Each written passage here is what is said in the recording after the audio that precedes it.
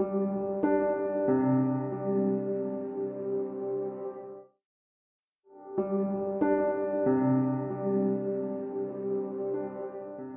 hello. This is Let's Talk About Myths, baby, and I am your host, Liv, she who loves this shit, if you weren't already aware.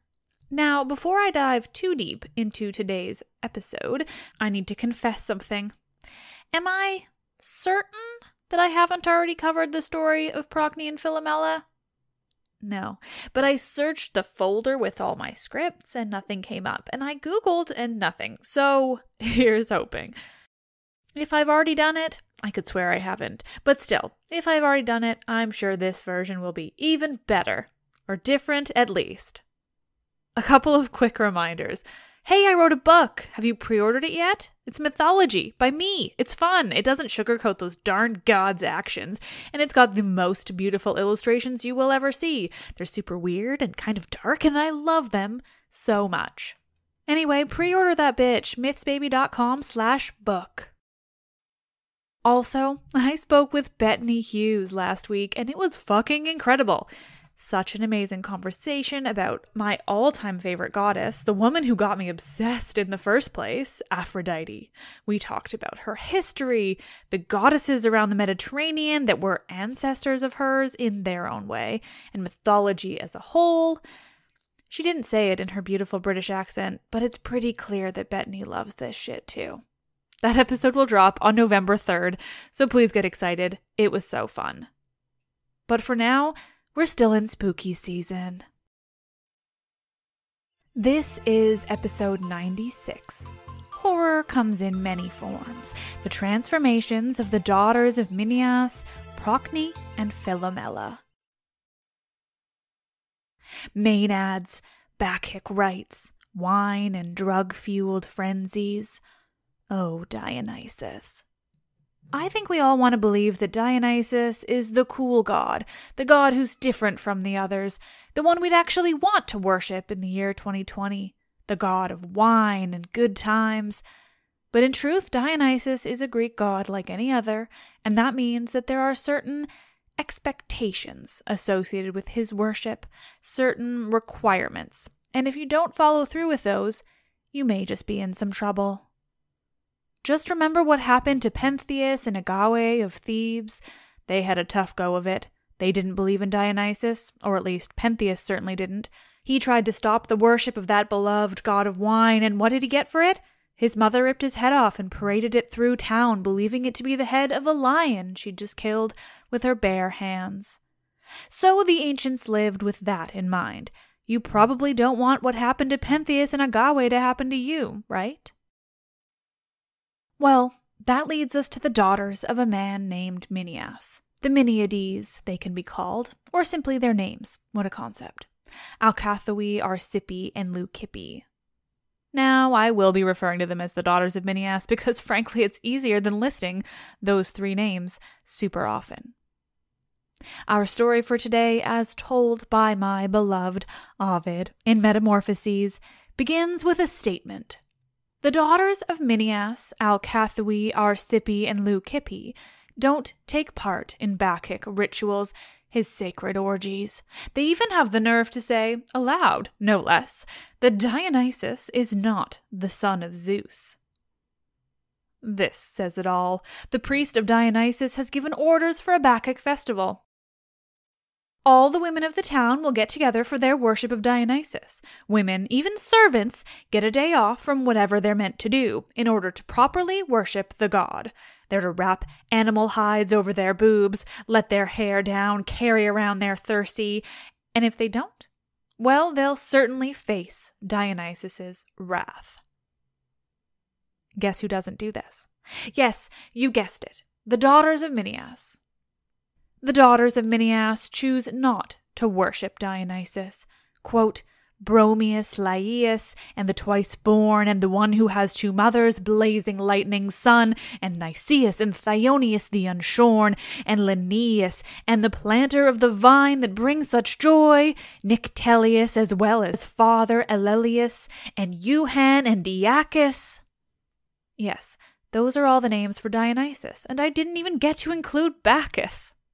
The daughters of Minyas choose not to worship this old god, this well-traveled god, the god who killed Pentheus and Lycurgus for sacrilege, the god who rolls in on a chariot drawn by lynxes, the god who has Bacchants and satyrs following him, the god who makes Theban women cry, quote, "Be with us now, O merciful and mild."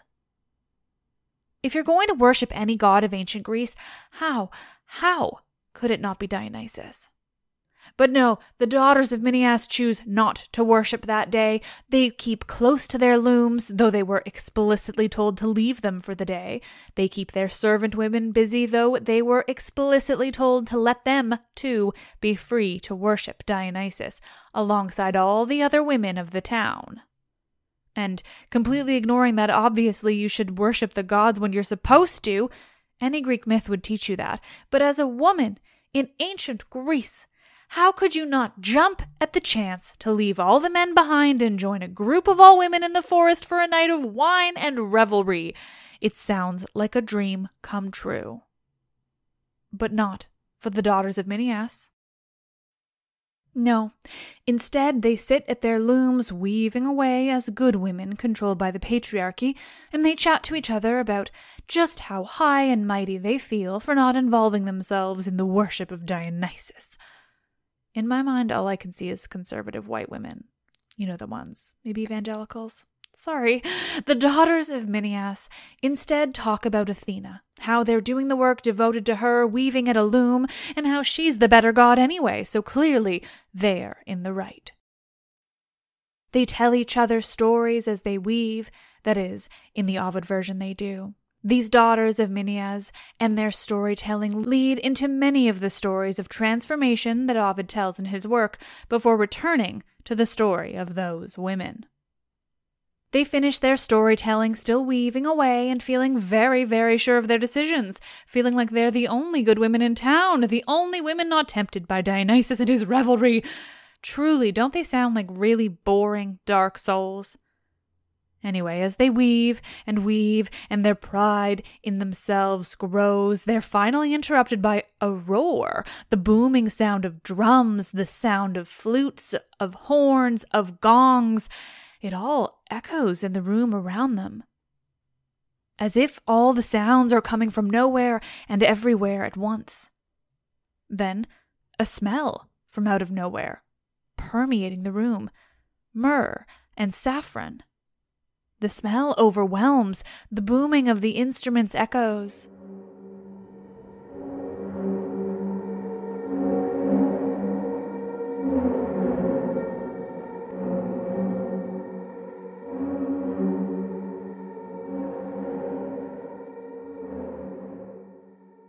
The smell of myrrh and saffron spreads around the women as they sit, surprised, a little unnerved, in the room with their looms. The clanging, banging, booming of drums and flutes and horns sounds all around them, a cacophony. Then, the transformation starts. The fabric they've been weaving begins to sprout vines, leaves erupt from it. The fabric itself transforms into plants, into grapevines. The deep purple fabric that was moments ago draped across the loom transforms into the deep purple of grape clusters. The room fills with grapevines, leaves, the grapes themselves. It's dusk now outside, so there is little light coming through the windows, and even less as the room becomes overtaken with vines and leaves and grapes. The stone walls shake loudly. Lights in the room, the oil lamps flare bright. The roars of invisible animals sounds around the women as though they're being stalked by lions, tigers, bears. But they can't see anything. They're all afraid now, these daughters, Alcathoe, Arcippe, and Leucippe. How could they not be? Their room is no longer their room. Horrible sounds echo in their ears. They try to hide, but where? Nothing is as it was. The flare of the lamps has set the room ablaze. Fire licks at the grapevines and the looms. Smoke fills the room, and it's nearly impossible for the women to see through it. It's so hard for them to see that each of their arms has already begun to transform, in fact, is already deeply inhuman by the time the women notice. Their arms are becoming wings, but not the wings of birds. Featherless, thin and bony, they'd each of them grown into bats' wings. As they see this in each other, they cry out, but before they could even form words, the rest of their bodies have transformed too. They've become bats. They still try to speak, but all they can do is squeak to each other. And you may have noticed a name in passing reference earlier, the name Lycurgus, listed alongside Pentheus of Thebes, the more famous of Dionysus's victims, or victims of disbelieving in the god, I should say. Lycurgus was a man who not only didn't believe in Dionysus as he should, but who ran him out of his city, chasing Dionysus to the sea where he sought refuge with the nymph Thetis. But Dionysus of course got his revenge. He caused Lycurgus to go mad, to kill his own son, some say, or others that Zeus blinded him. Or even still, a version that he hadn't just run Dionysus out of town, but that first he'd imprisoned the maenads and satyrs that accompanied the god, causing even more anger in that brilliant and bananas god of wine. That in the end his own people killed him to offset a curse on their land. There are many versions of the story of Lycurgus, but all too brief for a story of their own. Still, he fits here, with others who were horrendously punished for not properly appeasing that god of fun times, that god of ecstasy, Dionysus. Pentheus, Lycurgus, the Daughters of Minyas. Truly, it's best if one just worships the gods as they're supposed to. It would save a lot of death, destruction, horrible transformations. And speaking of horrible transformations...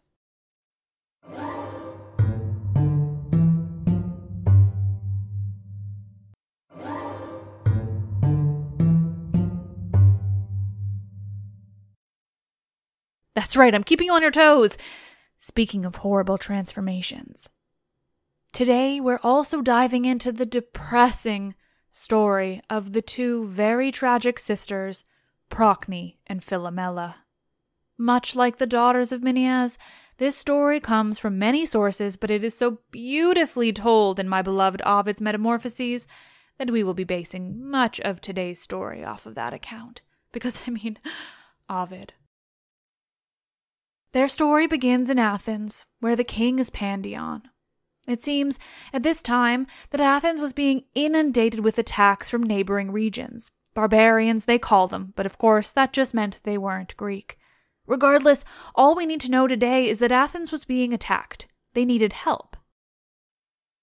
That help came in the form of Thracians. The king of Thrace at that time was a man named Tereus, and he brought his Thracians to help the Athenians. Pandion was so very grateful for the help, he wanted to repay Tereus for coming to their rescue. So Pandion gave to Tereus his daughter, Procne, in marriage. And you all know how much I love stories where women are given away as property. Just the best. Still, that's what happened. Pandion gave to Tereus Procne, and they were married. But their marriage didn't begin on a good foot. According to Ovid, Juno, the goddess of weddings and marriage, their patron, didn't attend. Bad omen number 1. Neither did Hymen, the god of marriage, or the Graces, those women who always attend such things.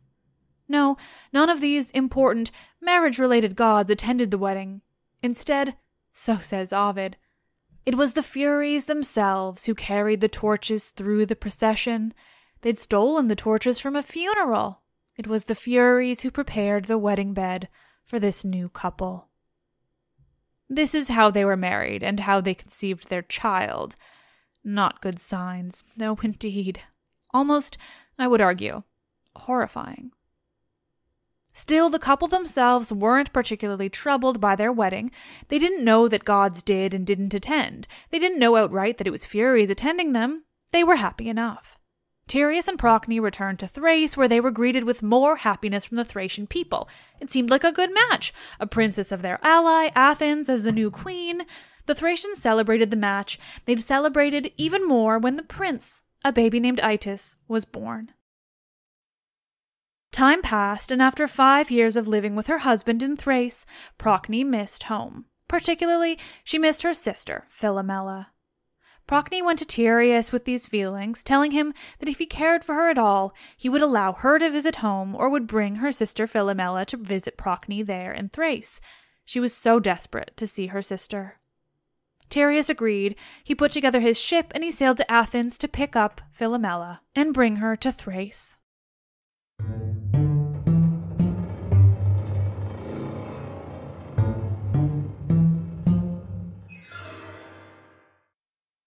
Tereus was greeted by Pandion in Athens with open arms. How lovely it was to see Tereus again. Tereus proceeded to explain why he was there. He was there to pick up Philomela and bring her to Thrace to visit her sister. She won't be gone long, he tells Pandion. She'll be back before you know it, safe and sound. It's in this moment that Philomela is brought before Tereus for the first time. They hadn't met before.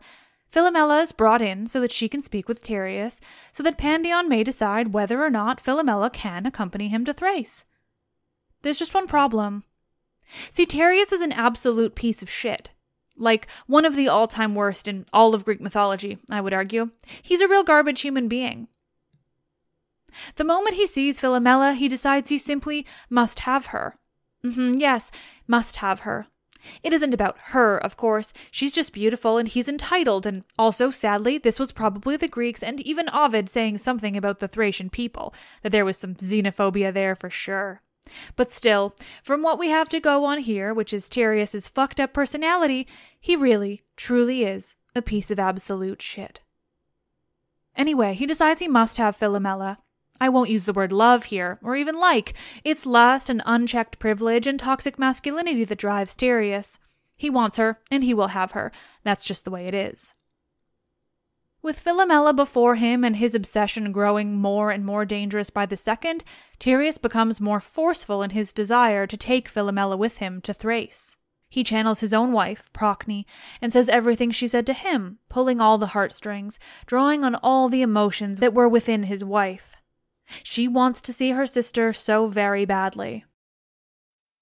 Philomela, for her part, has no idea what a horrifying person Tereus is. She sees her sister's husband, sees him relaying her sister's message. Philomela, of course, wants to see her sister just as badly, so hearing these words only makes her more eager to accompany Tereus back to Thrace. So she, too, tries to convince her father to let her go. Finally, Pandion relents. How could he say no to that? Of course, Philomela could go visit her sister. She missed Procne just as much as Procne missed her. They feast that night, celebrating and visiting, before everyone goes off to bed. There, Tereus can't sleep. He's thinking only of Philomela. Oh, is Ovid graphic in this one?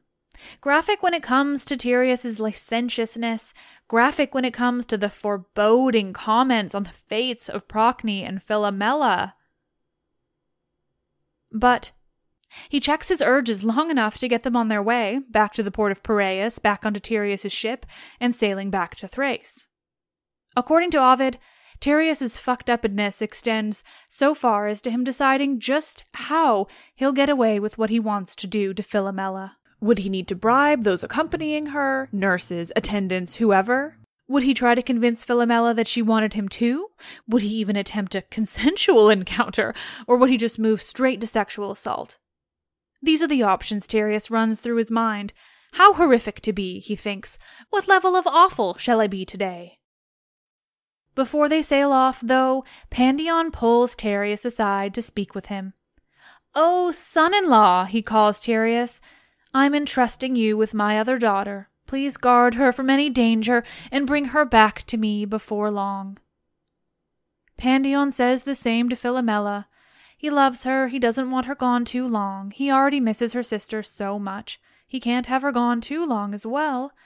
He even tears up a bit.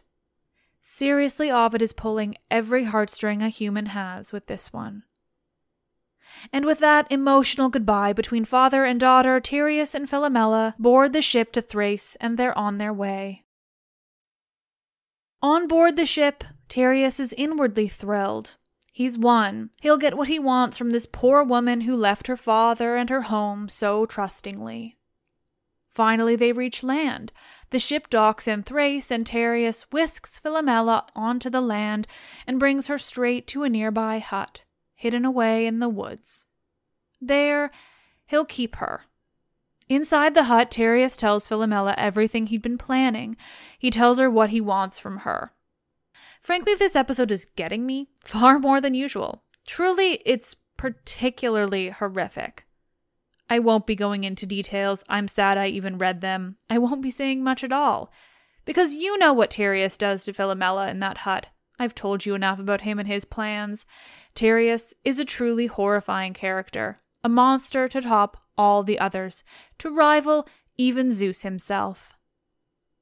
When Philomela is finally able to speak, to voice what's just happened to her, she's furious. She's furious at what he's done, how he's deceived her, and she's forced to also feel a level of guilt due to the horrible world she lives in. She tells Tereus that what he's done has ruined her relationship with her sister, that he's made himself a bigamist, ruined their bonds of marriage. Of course, this is all true, but it's the horrific way she blames herself that's truly heartbreaking and deeply inaccurate. It is never a person's fault when they're assaulted. Never. Finally, Philomela curses Tereus directly, telling him he'll pay for what he's done, that she'll scream it from the rooftops even if she's hidden away in these woods, that her story will even reach the gods themselves high up on Mount Olympus, that she'll make herself loud and angry, and he won't be able to get away with it. At this, Tereus gets even angrier. He has no conscience, no morals, no sense of humanity, and that becomes all the more clear when he hears Philomela's threats against him. He ties her up within that hut, and he pulls his sword from its sheath. Philomela believes he plans to kill her, and she's even a little relieved, happy to have it over, the horror she's just endured, the guilt she feels for the hurt it will cause her own sister. But he isn't planning to kill her. The monster still wants her. Instead, Tereus cuts out Philomela's tongue. Not long after this horrifying incident in the hut, hidden away in the woods, Tereus returns home to his wife, Procne. As he is truly the worst of the absolute worst, he's able to return to her and not give away even a hint of what he's just done, who he has hidden in the woods. He returns to Procne, and of course, she wants to know where her sister is. He went all the way to Athens to pick her up, so where is she? Procne asks him frantically. To this, Tereus feigns a groan, feigns sadness, feigns emotion. He tells Procne that her sister died on the way. He comes up with a whole intricate story, a lie about her sister's death. To make sure he's sufficiently convincing, Tereus even cries. Procne is heartbroken by the news of her sister's death. She mourns her as best she can, sacrificing and worshipping to the gods to give her sister a comfortable journey to the underworld. Procne does everything she can to make sure her sister's death is a comfortable one. A death that, of course, hasn't actually occurred.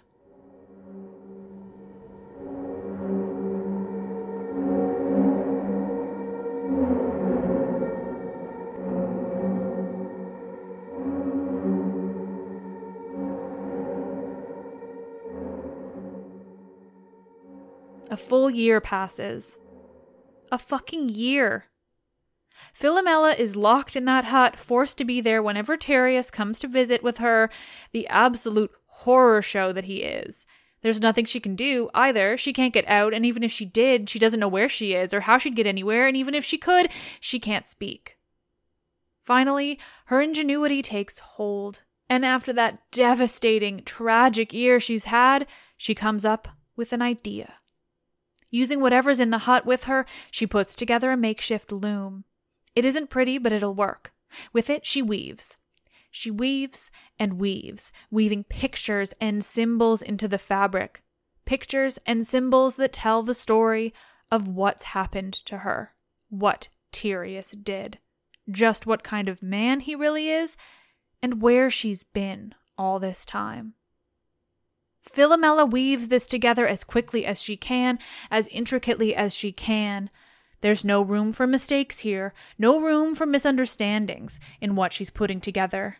She must make Procne or whoever understand what's happened and is still happening to her.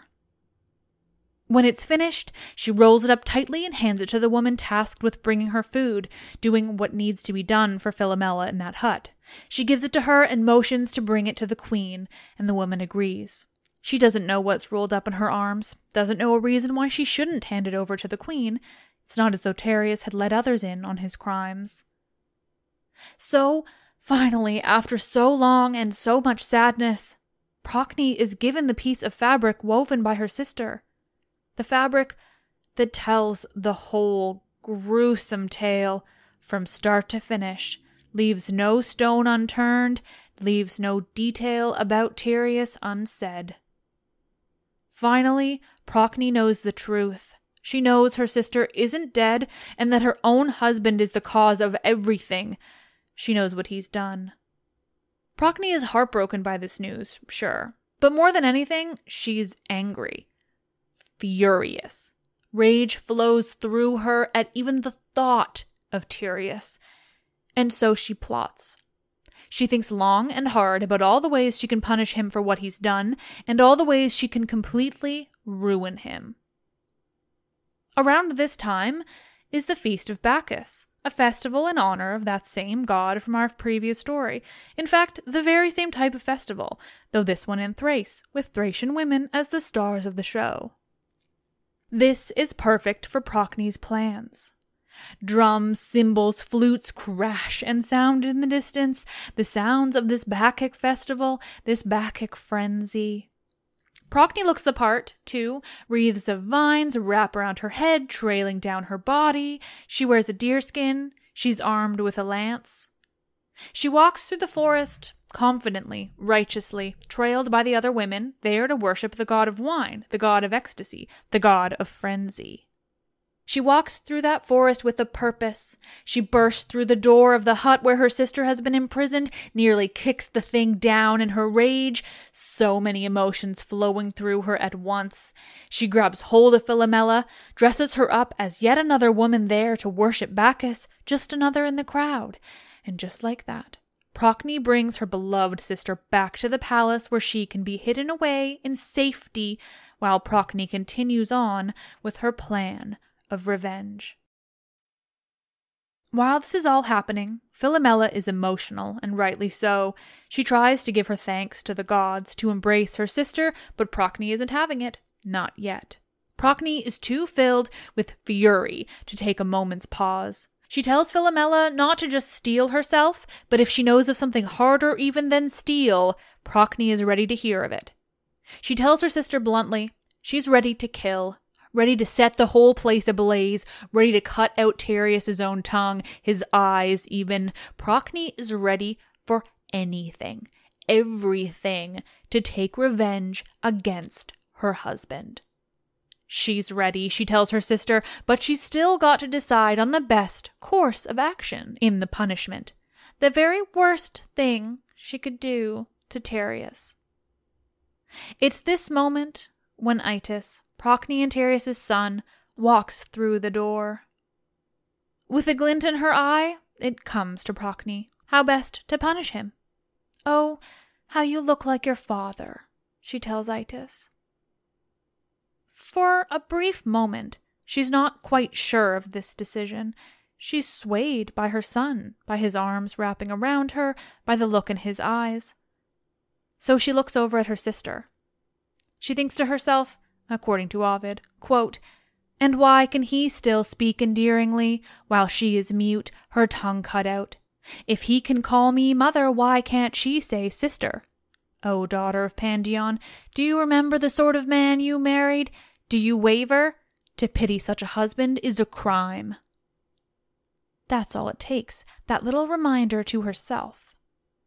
Procne, along with Philomela, whisks her son away to the darkest depths of the palace where the sisters, quite viciously and mercilessly, kill the child.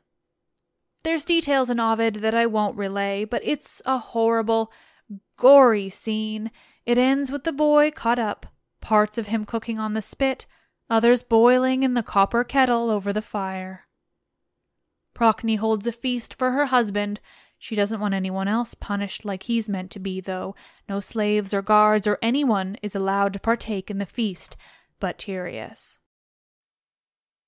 He fills himself with his dinner that night, eating even more than he normally would and feeling quite satisfied. Tereus is in a good mood. Why wouldn't he be? He calls to his wife, to Procne, asking her to bring their son in to see him. He'd like to have a visit with his child. At this, Procne can't control herself. She's so full of rage and satisfaction at what she's just done to her husband. She's bubbling over with excitement. She tells Tereus, quote, "The one you want is with you now, inside." Tereus doesn't understand at first. He looks around, trying to spot Itis wherever he might be hiding, when, in a mad dash, Philomela runs into the room, showing herself to Tereus. She is still covered in the boy's blood, dripping with it, holding his head. She's never wished she could speak more. How satisfying it would be to cry out to Tereus now. Tereus panics at first. He doesn't know what to do. He calls upon the Furies for help. This is what they're meant for. He calls himself the grave of his own son. He tries to rip at his stomach. But finally he knows who he really wants to punish. He pulls his sword from its sheath and goes in search of Procne and Philomela, who are both long gone.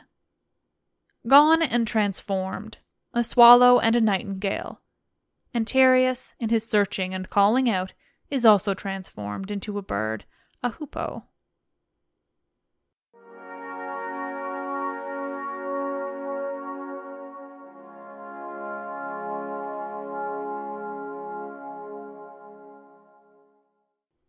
Oh, nerds, thank you all for listening. I have to admit, I know the story of Procne and Philomela well. It's one of the myths that's stuck with me over the years. It's horrifying, and I'm sure that's why.